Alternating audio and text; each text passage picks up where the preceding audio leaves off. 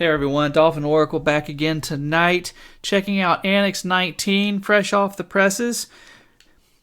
Why would you want to run antiX 19? Well, if you've got an older machine, antiX is for you. antiX is still specifically designed for older hardware. It might be cool, it might be the latest craze to run Linux on the latest and greatest, but we all know that a whole mess of you out there, and I'm thinking of you guys out in the world who maybe aren't, who are in, shall we say, more financially strapped or technologically strapped locations or situations. You may have older hardware laying around. antiX will still run on that hardware and give you a very good computing experience. Don't take my word for it. Pop it on a live USB stick and run it with some of the extensive live USB features. Check out my channel. I've got some videos on that, and I'll be doing some new ones to show off some of the new features of the antiX Live USB system. By the way, also the antiX Live USB system is completely integrated into MX Linux as well. Check out my videos on that end. So you can pop it on the stick. Don't even have to worry with it. Boots great off of USB 2.0. Boots so fast off of USB 3 if you happen to have one in your old machine that you won't even want to install it on a spinning hard drive. Seriously, it's that good. Runs in a lot less RAM, and if you got a 32-bit only machine, there are 32-bit ISOs still available. Okay, so what do you get with antiX 19? Well, number one, new this year, look at this theming. This is IceWM Window Manager, and if you guys have ever seen IceWM, those of you who have seen IceWM before, it has never looked this good, honestly. The guys in the antiX forum, there's a ton of work and comments done about the appearance of antiX. It's really paid off. It looks so good. So what else we got going on here? I'm actually running off a live USB right now, and I'm doing my recording. I'll be doing most of my antiX videos off of a live USB setup just to show it's a great setup. I even run VirtualBox off of this and virtual machines if you got a USB big enough. Is very useful. There's some new things, not just the theming. It's not just a pretty picture. We've got there's a new app select tool that's kind of like a well, it's kind of like the app finder in XFCE where you can type in things that you're looking for. Let's try. I want Rox Terminal. Okay, there you go. There's Rox Terminal, and you can launch your application from there. And it's handy for finding applications that you need to launch. Just think of it as an alternate launcher to the menu if you don't want to use the menu. If you hit Alt F2, I've got mine configured to Alt F2 by default.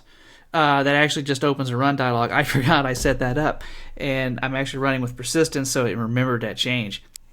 We have a lot of new features with the live USB. A lot of optimizations have gone in to the live system, including new features for trying to detect and or help you navigate the morass of video card options that may exist on older machines and on some newer machines that don't necessarily have driver support in the latest open source drivers. I'm looking at you, NVIDIA RTX video cards and Nouveau. I don't know how to say it. It's the internet. All sorts of new apps. All the apps have been updated to the latest. It's in the Debian Buster repositories. I will say this, just because it's for your older machine doesn't mean you're going to get shortchanged. Download the full ISO or even the base ISO, which is a little bit smaller, and you will find a fully functional, capable machine. The heart of the operation here is the antiX Control Center. This is going to help you with all your settings.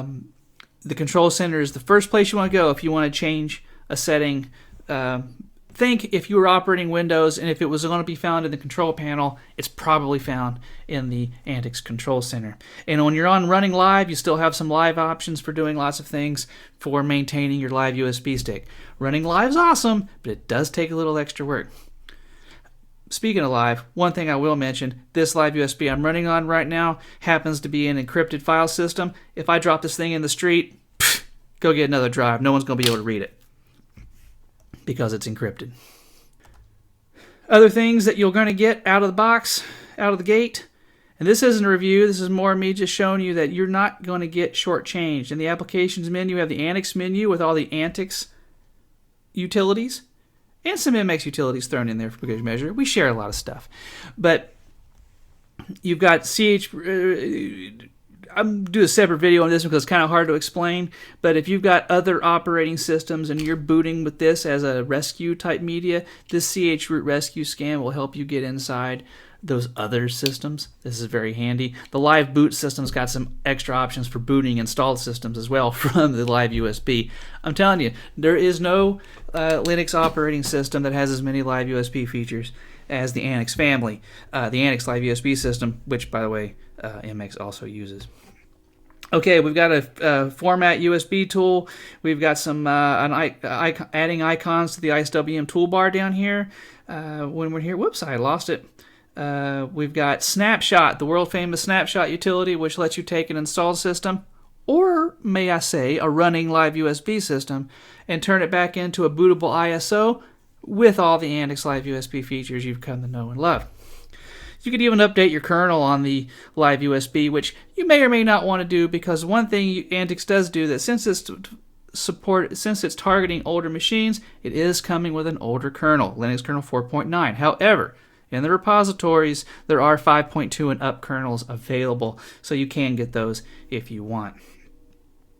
All sorts of other features here. Personal menu editor for adding things to the personal menu. That's this little guy right here. It's kind of like a little shortcut menu right on your application bar, and this will help you add different utilities to that. Oh, I'm going to add DOSBox to it, because I can do some old school add app.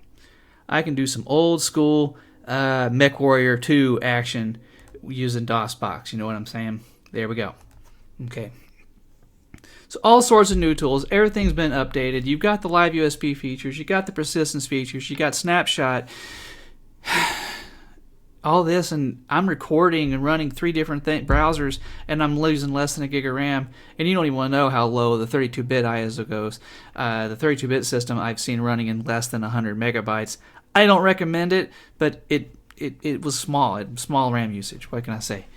One other thing, and I wasn't going to mention it, but I'm going to mention it because I don't want to hear about it anymore.